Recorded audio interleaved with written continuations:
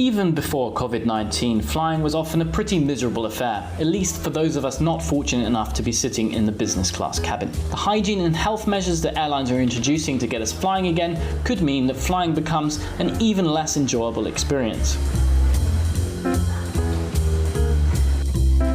So how will flying change? Well, for starters, there will probably be less demand for it. Airlines are already downsizing their fleets and workforces in anticipation that demand won't recover for years. And when we do fly, it'll probably feel very different. We'll have to wear face masks in the aircraft and airport terminal. The cabin will be disinfected more thoroughly, which could increase turnaround times between flights. And to minimize physical contact with staff and other passengers, we'll scan boarding passes ourselves, board in smaller groups, and will be offered less food and drink on board. Instead of boarding first, business class passengers may have to wait until last. Customers will be discouraged from moving around in the cabin, and sadly, in-flight magazines may be a thing of the past. At a minimum, we'll probably have our temperatures checked when we arrive at the airport. Problem is though, this doesn't weed out the high proportion of asymptomatic virus cases. That means blood tests or so-called immunity passports may be required.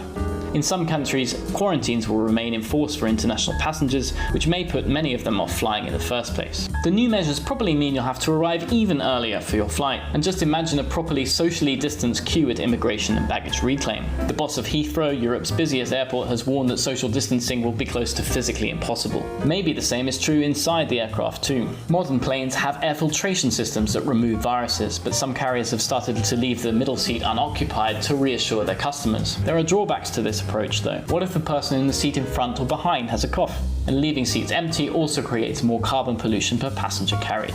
European carriers typically need to fill about 80% of seats to break even, so to compensate they'll have to cut their costs or raise prices, but doing the latter will be difficult until demand recovers. To be clear, it's absolutely vital that airlines can reassure their passengers and convince governments that more flying won't spark a second wave of infections, but sadly, we shouldn't expect flying to get any more enjoyable in the future.